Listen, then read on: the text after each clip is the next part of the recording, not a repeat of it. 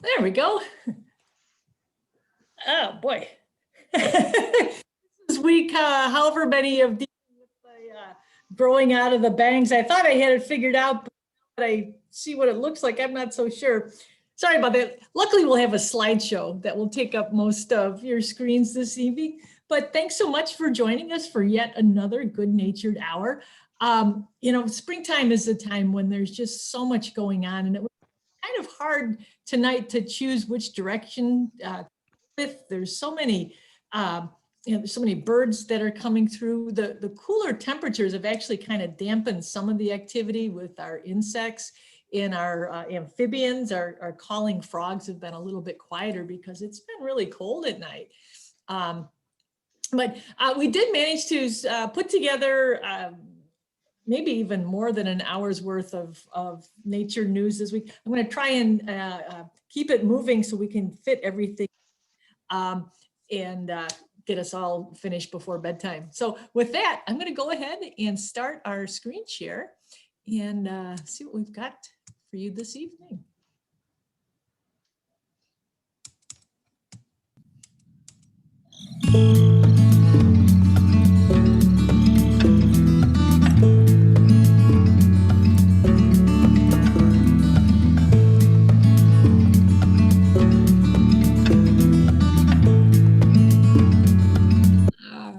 That's enough of that.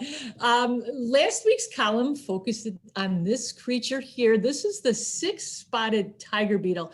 And you know, if we talk about winged jewels in this area, many times when we use that term, we're talking about dragonflies.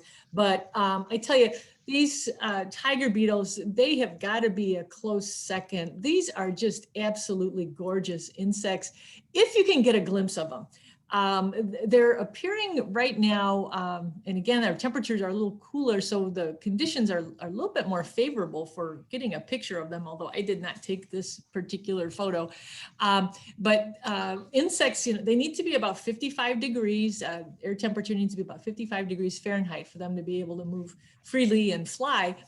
And we just haven't had much of that lately, especially in the mornings and as we go into the evenings.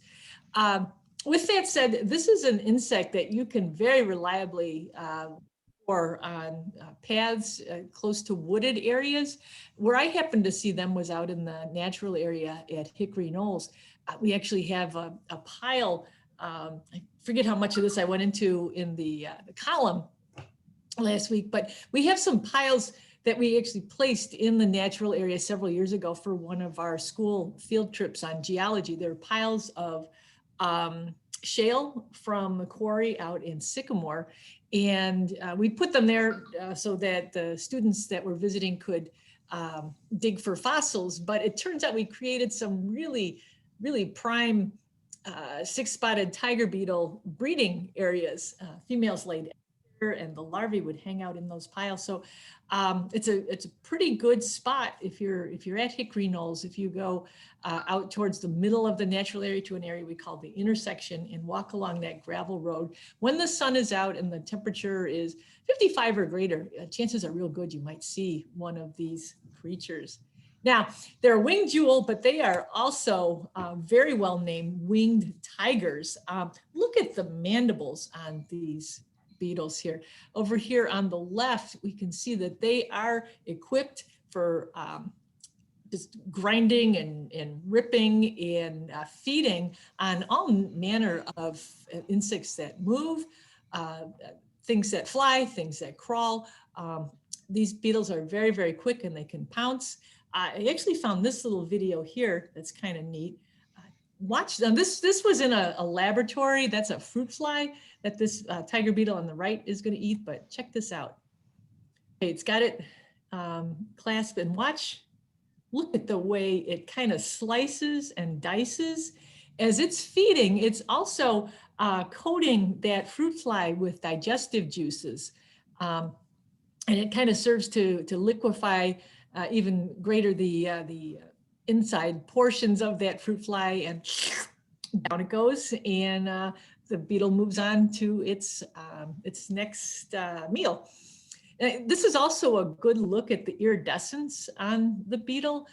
this color is something that's called, it's called structural color, which means it's not actual pigment in the beetle's exoskeleton. It's the way the light hits it and reflects back or refracts that shows pigment in the green spectrum of the light that's hitting it. So just like with bluebirds, the blue feathers on the blue jays and the bluebirds and the indigo buntings, they're not actually, they don't actually have blue pigment in them, but the light bounces off and we see light in the blue spectrum coming off of those feathers. So structural color on these guys, if you take them out of the light, and there's no light source, you're not going to, well, you're not going to see anything because it's dark, but it's because of the way class is over, we can watch that. shell behaves.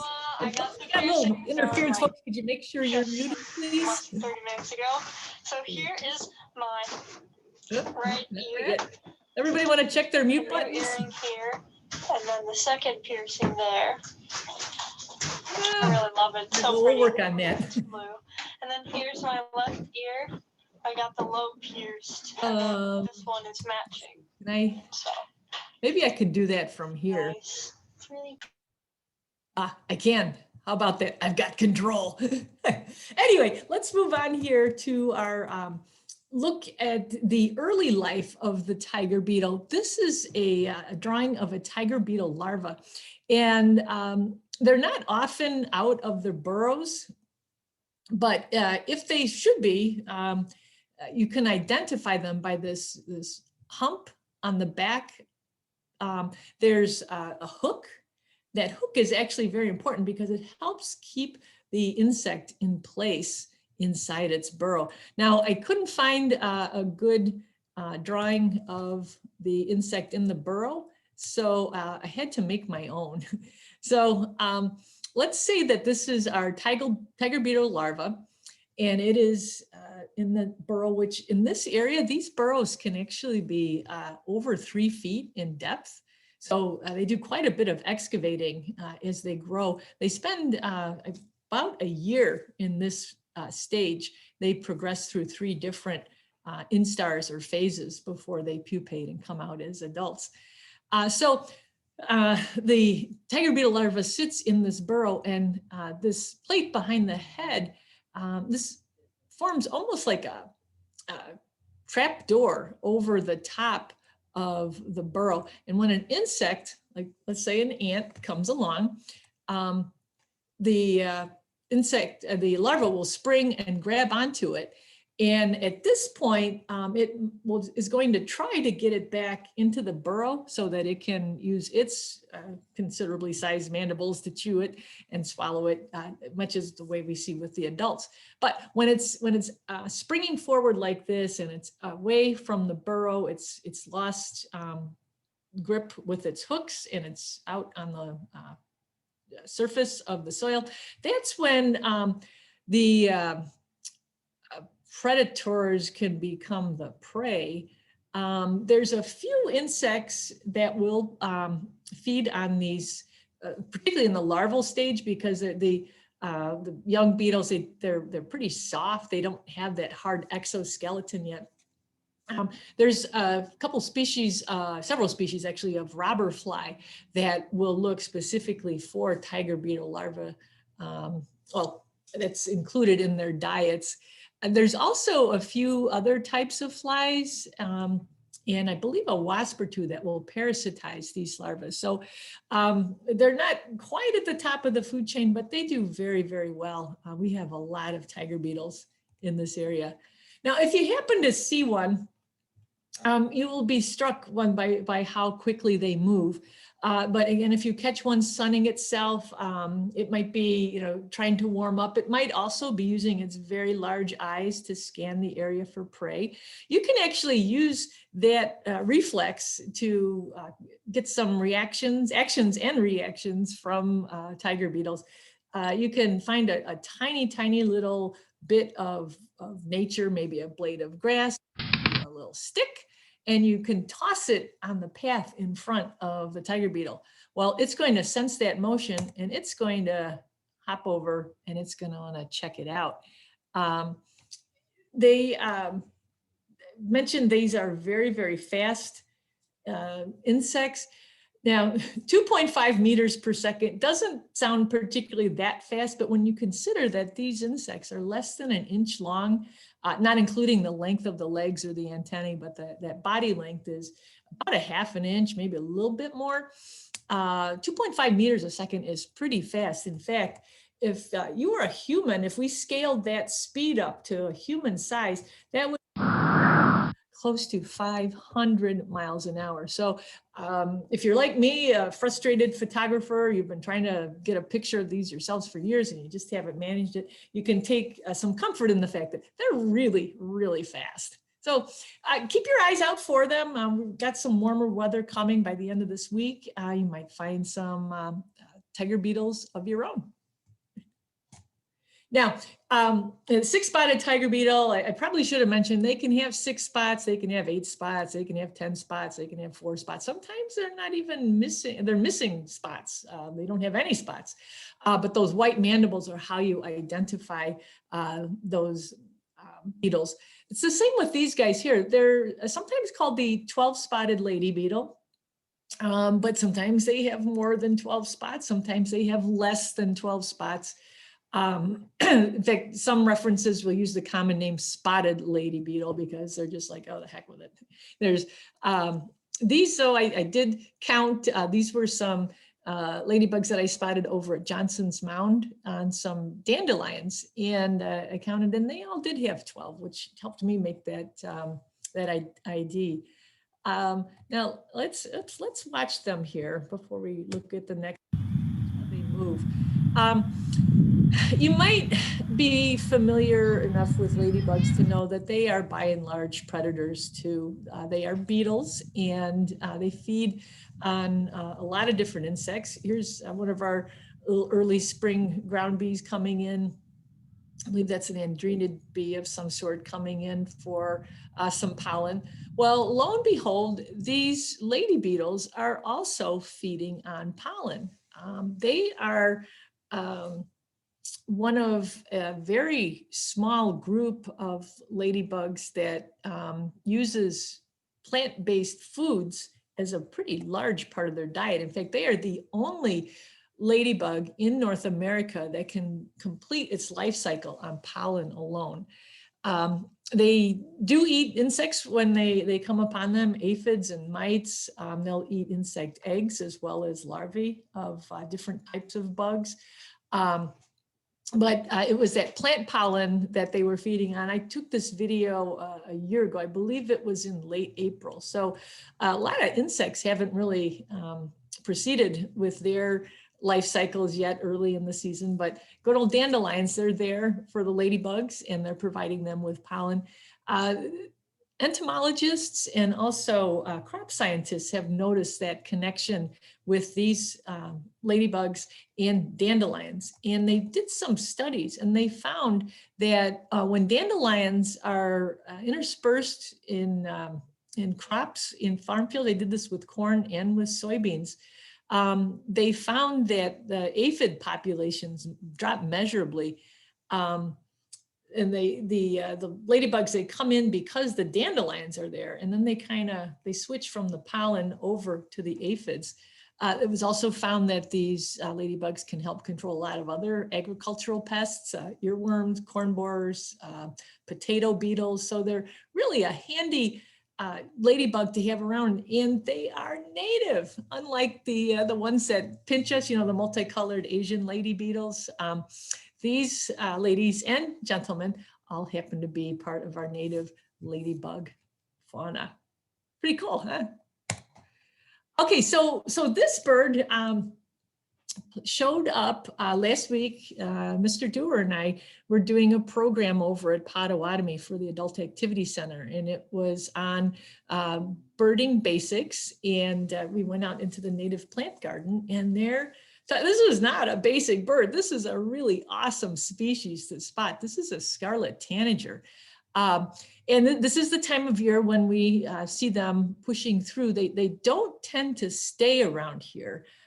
Before we take a look at their range map though, listen closely to this. This is their song. Just louder. That. What does it remind you of? It almost sounds like a robin, doesn't it? The song of the Scarlet Tanager is often compared to, they call it a robin with a sore throat, kind of a hoarse, scratchy robin song. I remember the first time I heard this, I couldn't believe it. I thought I was listening to a robin, and then the person I was with happened to be a much more experienced birder. Oh, look, Scarlet Tanager, and then there, this gorgeous bird. You almost kind of want to have him go and clear that little scratch from its throat. But anyway, that's the male Scarlet Tanager, and that's the song that you'll have associated with this species. Here's how they spend their year. The reddish color, that's their breeding territory. Yellow is migration, and blue is where they spend the winter down in South America.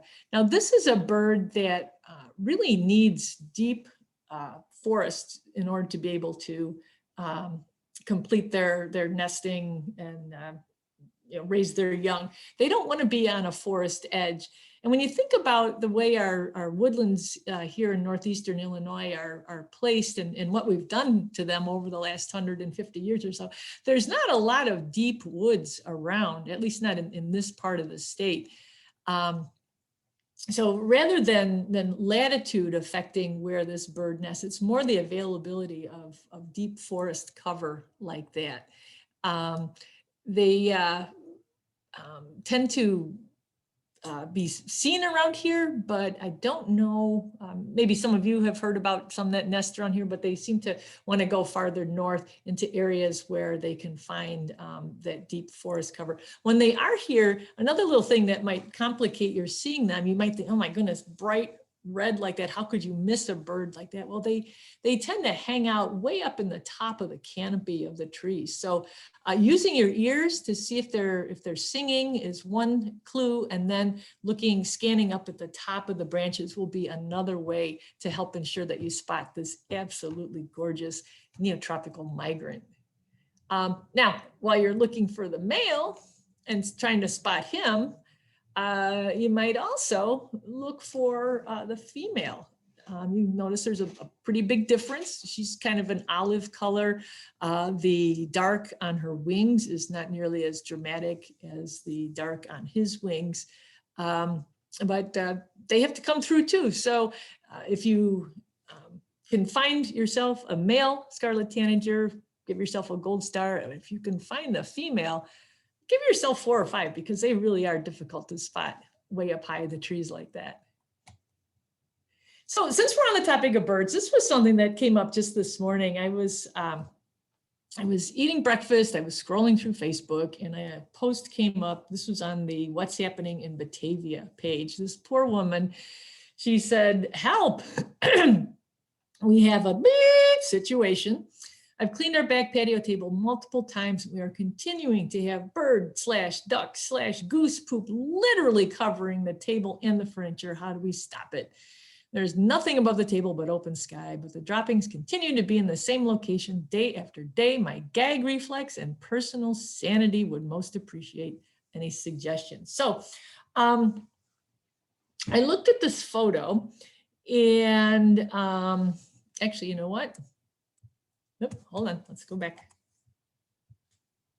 I looked at a different photo. That's the zoomed in part. This woman has a glass table on her patio, and unlike what a glass table would look like on my patio, hers was spotless. It's very shiny and reflective. You can kind of see that here is this where the leaves of the trees up above are reflecting in this spotless glass table out on the patio.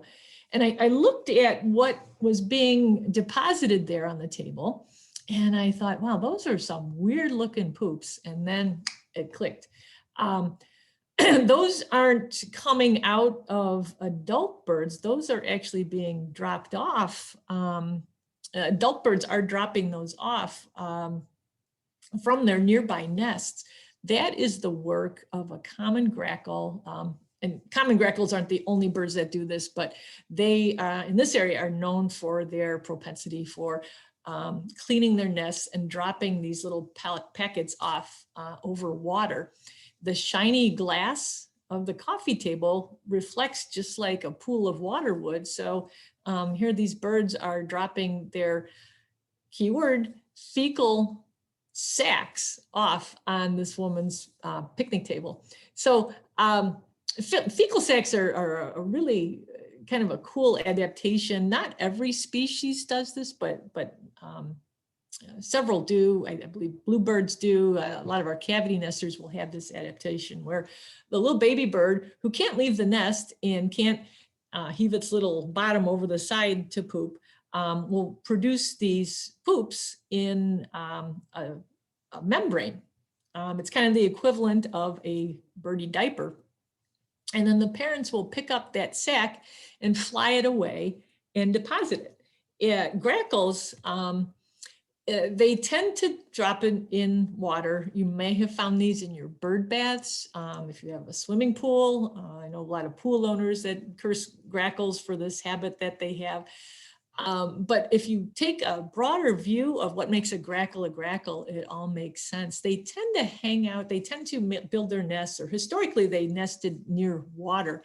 And when you're raising your young, you want to make sure that you as a bird, you keep a low profile and you don't call a lot of attention to your nest. If the birds were to just take those fecal sacs and drop them right by the nest, well, that would be an alert to predators. Oh, hey, there is a nest in that bush.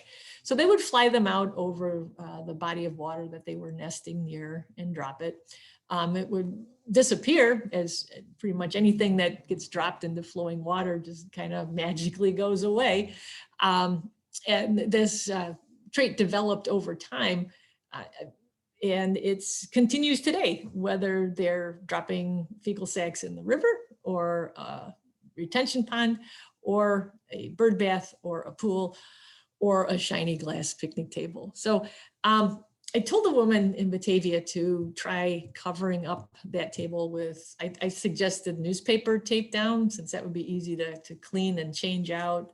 Some other people hopped in with suggestions of tablecloths and things like that. And I guess if you're okay with bird poop on your tablecloth, then that's a good solution too. But anyway, look for this. If you've got a bird bath, if you've got a pool of water and you thinking, wow, you know, these birds are really messy. Chances are you've got grackles and they're dropping their fecal sacs off so that their nest anyway stays clean. Now, this whole thing about, you know, making, dropping things off in the river so that they go away, this kind of reminded me of this find I made a few weeks ago. The Fox River has historically been a repository for all sorts of things that people don't want to deal with anymore. And as we talked about last week, water levels are down. We got a little bit of rain over the weekend, but hasn't made a big difference in terms of the volume of water that's flowing in the Fox River. Well, I learned about this when we had a drought in, I think it was, I don't know, 2005, 2006, somewhere in that area. I would walk along the shore of the Fox River and I would find really cool things because people used to use the river as a dumping ground. I was thinking about that. This was a few weeks ago. I was at Glenwood Park Forest Preserve, which actually has several spots along the shoreline there where you can sort of see the remnants of dumps, places people would dump their trash. I'm always hopeful that I will find a milk bottle from one of the local dairies that used to be around here. But what I find more often than not are liquor bottles. And these were a couple of neat ones. There's an old Quaker there on the left, and on the right is the Wilkinson family whiskey bottle. Embossed glass. The one on the left has some verbiage about, you know, don't use this bottle for anything else because it was, you know, liquor was contained in it. It was back when they had a lot more restrictions on the liquor laws and things like that. But I wondered, you know, who hid these, who tossed them into the river, figuring that their secrets love for bourbon or whiskey would never be found. It's just kind of a neat look back. These bottles appear to date from about the 1920s or 30s. So if you're down by the river, the water levels are still low. Keep an eye out. You never know what you might come across. There's fecal sacs and there's bourbon bottles waiting to be discovered. Well, let's stay on this theme for a couple more slides. Did somebody say amaretto? Well, I did a couple of weeks ago, but it was not the delicious almond flavored liqueur. It was actually in reference to this millipede. This is a millipede that is found in several areas in Kane County that have a diverse and well cared for or carefully restored woodland areas. I took a guess, this millipede doesn't seem to have a common name. I took a guess at the identification of Pluraloma flebipes, which according to Bug Guide and iNaturalist, that seems to be the species that people find in northeastern Illinois. But millipedes, they've got all those legs, but they're not terribly fast. Centipedes have half as many legs as millipedes. In fact, if you want to tell the difference real quick, a millipede will have 2 pairs of legs for each body segment, whereas a centipede will only have 1 pair of legs per body segment. So anyway, having twice as many legs doesn't mean you're twice as fast. You actually move a little bit slower. And so millipedes oftentimes will have a chemical defense. And in this group, this is one of the flat-backed millipedes. It's a pretty good-sized family of millipedes. Their defense, they do 2 things. They coil up in a ball, so they protect that soft underside. And then they release this defensive chemical, which is actually a cyanide compound, but it smells just like amaretto. It's a lovely smell. I hate to stress the millipedes out to sniff it, but I also sometimes can't resist. But if you happen to be in a forest preserve or a local woodland that seems to have a good diversity of trees, a lot of healthy oaks and hickories, it's got a nice understory. If you're seeing a lot of diverse wildflowers underneath, maybe roll over a log or 2 and you might find some pluraloma and amaretto of your own.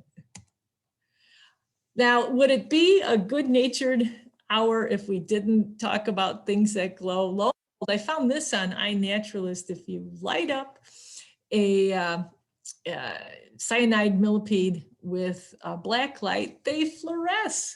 So you know what I'm going to be doing once it warms up a little bit? I'm going to head out and I'm going to A, see if I can find the millipede, and B, see if I can get it to fluoresce like that. Fun never ends with glowing critters. So now this, we're going to continue with the insect theme a little bit longer, and I apologize for those of you who aren't big insect fans, but I thought this was so fascinating too. This was, these are some photos from my friend Kelly. And Kelly was out at Matheson State Park down near Starved Rock, and she was walking along the edge of the park that's by the Vermilion River.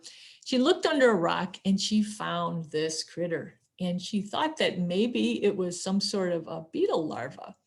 It was curled up, and look at, we talked about how millipedes will coil up to protect themselves and protect that vulnerable underside. Well, this critter had done the same thing. The harder part is exposed here. The soft underbelly is tucked under.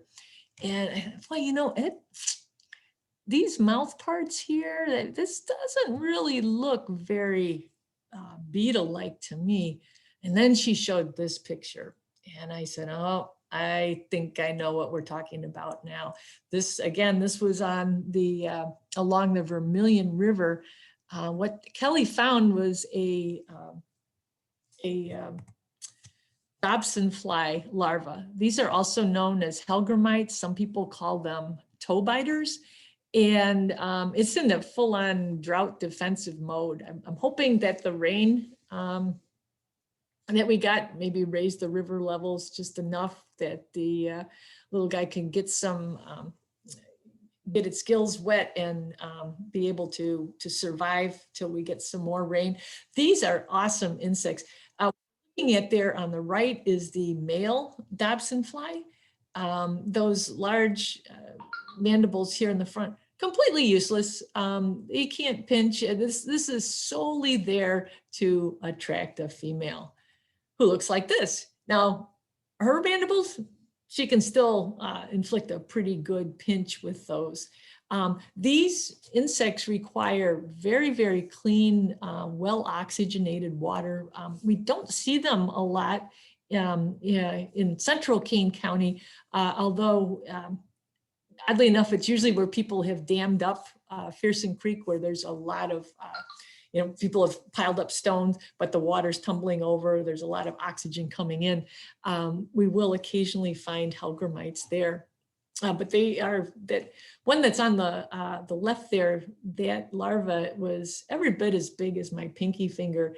And if I take the female away again, you can see my 2 5/8 inch lip balm is, the insect is actually bigger than that. So these are big bugs. And if you are lucky enough to find one, whether it's the larva or the adult, count yourself very lucky and know that you are close to some very clean and high quality water. So this little segment came about, we called it the Tri-City Swarm, Bee Swarm Response Team. This was very much a team effort that started last, I think it was Saturday night. When my friend Terry posted on Facebook that there was a swarm of bees behind her house in Batavia. And I just couldn't get those bees out of my mind, because think of the weather. I said a little bit ago, we have not had warm weather at all. And bees, I think these bees maybe got a little antsy. Maybe the queen was anxious to move to some more spacious quarters. Don't know exactly what prompted the swarm, but here they were. You can look at these leaves and you can look at these seeds and you can know that these bees are in an elm tree. So what to do? I texted Terry and now found out exactly where the bees were. And then I texted our park safety officer to find out who his counterpart in Batavia might be, because as it turns out, this branch was hanging over Park District property. He didn't have, I guess Batavia doesn't have a park safety officer, but Tim did have our the phone number for a mutual acquaintance who happens to be a beekeeper. So I got the phone number of the beekeeper from Tim, and then I texted our friend Mandy, who works for the Geneva Park District, and she knew who to contact at the Batavia Park District to get permission to go and save the bees. So anyway, there was a lot of back and forth and texting and everything, but the upshot is that these bees actually stood a chance. The thing was, this was Saturday night and they were gonna have to hang in there until Sunday, when dun, da, da, da, who arrives on the scene but our old friend, beekeeper Adam. Adam used to work here at the St. Charles Park District, and now he works for the city of St. Charles. But he was happy to come out in the light rain that was occurring last Sunday morning to see if he could save the bees. Let's take a watch. Adam sizing up the situation. I'm going to turn this down because it was kind of windy that morning. So Adam's got his bee suit on. You can see he's got a veil there that's going to protect him. He's got in his hand now, what he's got is a spray bottle with sugar water in it. And you may have seen beekeepers using smoke to work with their bees. That's usually when the bees are contained in a hive. When you're capturing a wild swarm like this, spritzing them with sugar water is going to kind of draw them together. They might feed a little bit on that sugar water, but it's going to keep that clump. It's not going to cement them together, even though it is kind of sticky, but it is going to keep those bees from, most of the bees are going to stay in that clump. And now think about it, they're honeybees. Who are they trying to protect the most? Their queen. In the center of that clump is where the queen bee was. So even if they did try to defend their colony by taking a few swipes at them, they would return, because the queen's survival is going to then guarantee the survival of the rest of the colony. So that was phase one. Next, Adam let the bees kind of, get feeding on that sugar water and everything. And we're going to watch now the next phase of the bee rescue. So again, windy day, a little mist in the air. Here Adam comes up. I believe this was it was either a 12-foot or a 16-foot ladder. So that's about the height that he's working at. Look at how easy this is. Pair of pruners and snap off. Oh. Some of the bees not terribly happy at this development, but all he did was clip that branch off, and then he came down and got his bee box out. It's a, here he's gonna trim off some of the extra branches here and get it so that it will fit inside that box. Look at his veil. Look at the hat. Those bees that were landing on him, they were also landing on me to a small extent, and on Terry. And then I also called my friend Amber, because she lived nearby, and I thought she would get a kick out of watching this too. So the three of us were standing over here by the camera, and Adam was working the bees. And this is when I realized that I would be a really bad beekeeper, because what Adam is doing is getting the majority of the colony put in the box. But you'll see not every bee is cooperating. I would be the kind of beekeeper that wouldn't be happy until all the bees were together. I want them to be all one big happy family, and that's not always possible. Adam did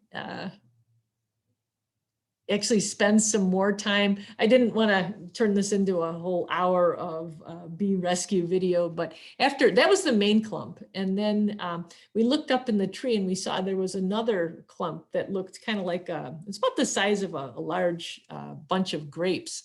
And so he went back up and he got that bunch. And then you can see in his hand here, that yellow material, that's a mesh bag. And he used that to wrap up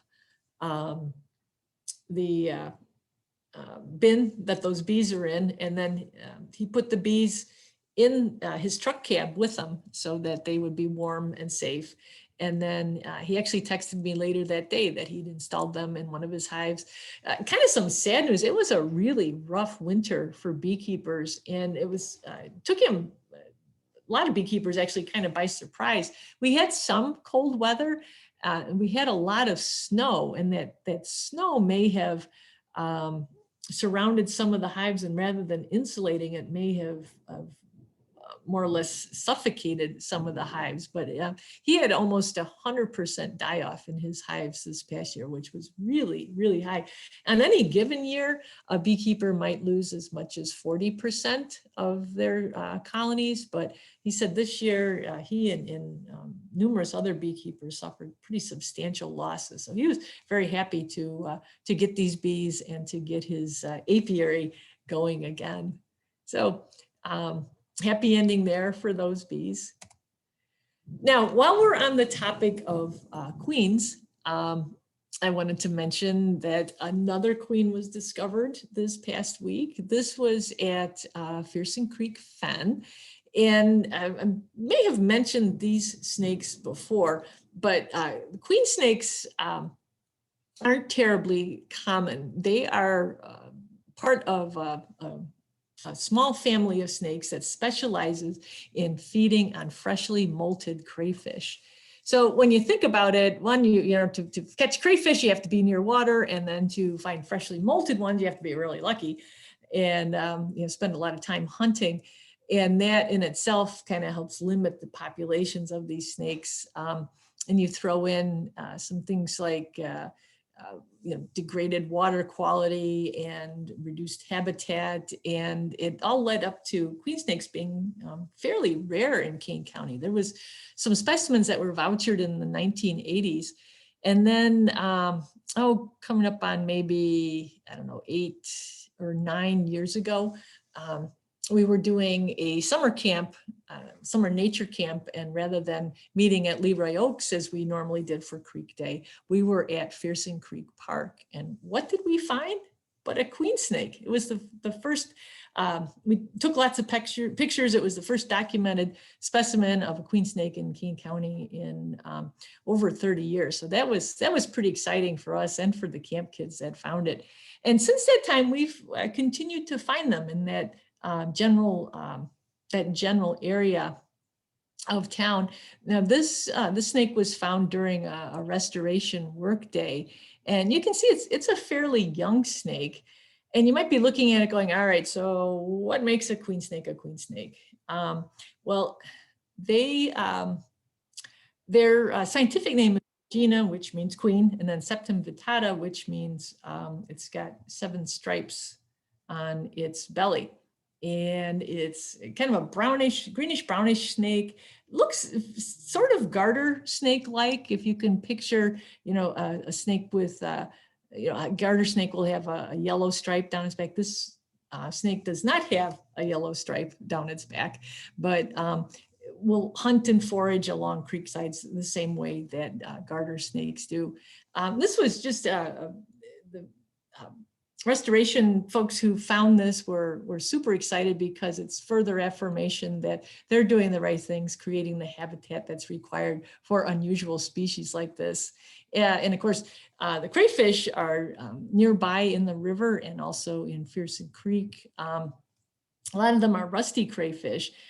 There's actually a group of people that are working on a paper exploring the traits and the habits of the queen snake in northeastern Illinois. And they're trying to figure out, are we seeing more of them because there's rusties, or is it just a coincidence? But rusty crayfish, they are an introduced species that's kind of overpopulated in some areas. And I'm kind of hoping that maybe the queen snake will give us what we need to help deal with the threats of the rusty crayfish. Now, next week, we've got a lineup that is kind of diverse. We're going to steer away from bugs because we kind of overdid bugs this week, and I apologize for that.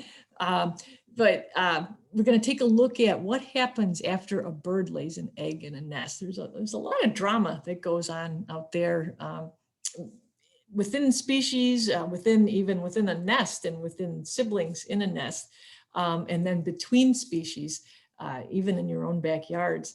We're going to see what's up with barn owls in Illinois, some surprises there. John Dewar introduced me to a plant called butterweed a couple of weeks ago, last week actually. So we're going to find out a little bit more about this Illinois wildflower. We're going to find ourselves in a prickly situation. And then who knows what else is going to come here to Good Natured World Headquarters in the next 6 days. So hope you join us then. And with that, I'm going to stop the share and going to see if anybody has any questions or observations that they've made over this past week.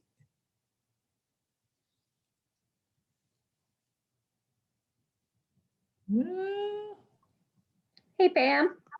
Oh gosh, hey Laura, how are you? Fine. I was just thinking about you walking along the Fox River in drought time and finding things.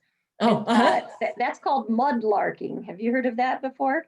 No, but I like it. Say it again, mud larking? Mud larking. Okay. It's a popular pastime, well, for some people in London. No kidding. On the Thames River, because it has tides. So people actually study the tides and know where to go at certain times of the day. And of course, the Thames is quite interesting because you get things from when the Romans were there all the way through sure. time. So here, mudlarking would be fun to find something from the, late 1800s in London that you can go back hundreds and hundreds of years. But it's called mudlarking. Mudlarking, I love it. Yeah, yeah. Well, during that drought stretch that was back in I think it was either 2005 or 2006. It was when I was still working at Red Oak, and we found all these different places, and some of them were clearly just people would just dump a sack of trash, and there would be broken plates and old bent silverware and the leather soles from shoes with the nails in them. Little boot soles, but we found a safe that it was washed up against one of the islands down there, and I thought, that Geraldo Rivera and opening up Capone, so all of that was running through my brain, and this one wasn't locked, and it also wasn't full of Al Capone's treasures or anything else. It was full of caddis fly cases and there are probably some crayfish in there too. But yeah, it's really interesting what people will throw away. In fact, I remember being on a walk with, when I worked at the Fox Valley Park District, there was a group of Aurora ladies that would walk every week. And this one woman said, "Oh, that's where we took stuff. You'd go to the bridge," and she said, "My dad's bowling ball is in there somewhere." That's just what people did. But now I know to call it something that sounds halfway respectable. So yeah, it sounds like a great hobby. Yeah. Well, and Laura, you had sent in that plant picture that you were stumped in, and I was stumped in, and then I was not only stumped, but I was stymied because I couldn't get it to upload off of my phone. I'm going to try and show it now, and if it doesn't work this way, I'll put it in next week's program and we can try to puzzle it out then. But okay, who are into wildflower identification might want to give this, let's see, can I get that without, I don't know if it's going to show up. If there's too much glare up, that works a little bit. Laura, so you spotted this plant at Nelson Lake in the woods along there. We saw lots of beautiful wildflowers, and this one was, reminded me of an anemone, but it was much bigger, the flower itself, and it was pretty low to the ground. And I know the basic spring ephemerals, but I did not recognize this one. So it was very pretty, and I only saw, that was the only blossom or two blossoms that we saw, but larger than the regular anemone you might see. Well, and the fact that this was the only one you saw, because sometimes you see something and you're like, oh, that looks really cool. And then you realize that it's just one of 1,000 and it's maybe not all that special. I should take that back. Everything in nature is special, but when you find something and there's only two, that could indicate that it is even rare. So I don't know, like Miss Bonnie, maybe I'll send this to you and see if you can share some thoughts. But the fact that, what size was the blossom, Laura?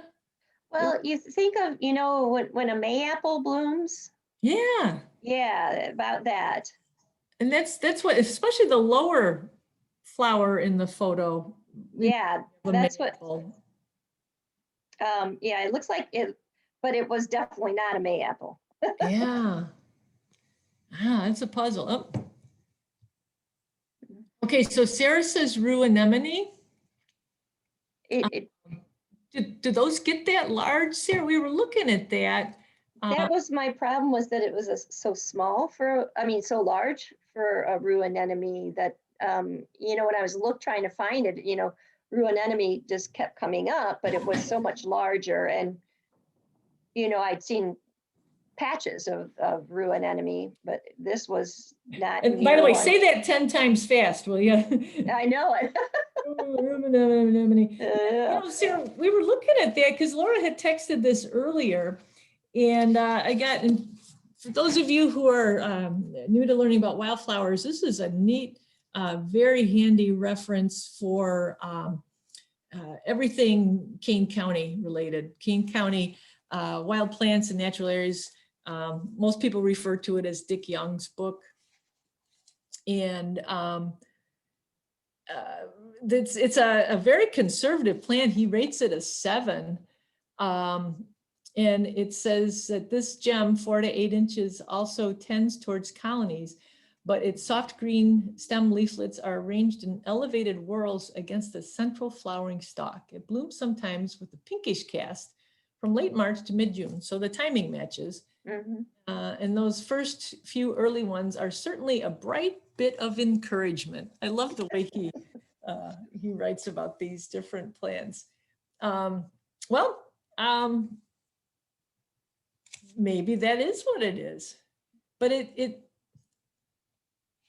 just seemed bigger. Bigger, yeah. And the other ruin enemy, you know, they're smaller blossoms, at least that what I've seen, and in patches, you know. So I don't know, maybe I'll go back there again and see if I can find it. Yeah. By the way, there was beautiful, you know, just beautiful wildflowers in that, you know, kind of oak section. It was just Was gorgeous. that on the north end of the preserve, Yeah. Laura? Yeah, that's it's about time. I try to get out there at least once a season to see what's changed. When we have our King County Certified Naturalist field trip for prairie, we've actually switched to going to the prairie there on the side of Dick Young. But I always like to wander into the woods too and see what's going on. Oh yeah, it was wonderful. I recommend it now. I mean, shooting star, you know, everything out there. So yeah. Another great one. Okay. Yeah. Okay. Thanks, Pam. All right. Anybody else? If not, you can add mudlarking to your list of things to do this week. Very much appreciate your time tonight, and look forward to having you back again next week, where we'll see what's going on with our nesting birds and a whole lot of other exciting spring developments. So with that, everybody have a great rest of your Tuesday evening. Take care, and I hope to see you back next week. Bye. Thanks, Pam. Thank you, Pam. Great to see you. Thanks, Pam. Thank you, Pam. Bye, Meg.